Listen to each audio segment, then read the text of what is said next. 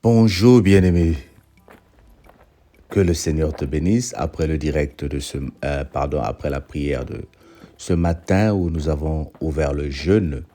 J'aimerais te partager la parole de Dieu. J'aimerais te dire comment le Seigneur t'aime. J'aimerais te dire comment le Seigneur est merveilleux.